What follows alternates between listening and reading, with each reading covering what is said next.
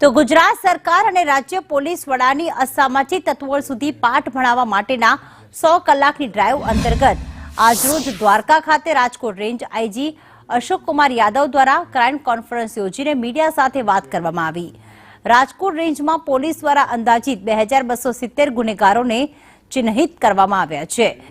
આ સિવાય 19 મોટી બિલ્ડિંગ્સ જે અસામાજિક તત્વો દ્વારા દબાણ કરવામાં આવ્યું હતું તેને તોડી દેવામાં આવી છે।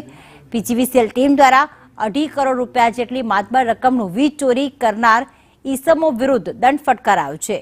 એ સિવાય ખનીજ માફિયા હોય, સોશિયલ મીડિયામાં જે રીલ્સ વાયરલ કરે છે તેની ઉપર સતત પોલીસ વોચ રાખી રહી છે। જો કોઈ ઈસમ દ્વારા સમાજને ગેરમાર્ગે દોરવાની પોસ્ટ કરવામાં આવશે તેના વિરુદ્ધ પણ કડક કાર્યવાહી કરવામાં આવશે।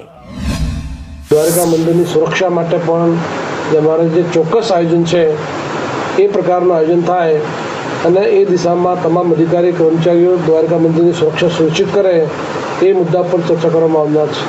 આપને ખ્યાલ છે કે હમણાં ધોલંડી અને હોળી ઉપર પોલીસ દ્વારા વિસ્તારમાં ખૂબ જ સરસ કામગીરી કરવામાં આવેલી છે।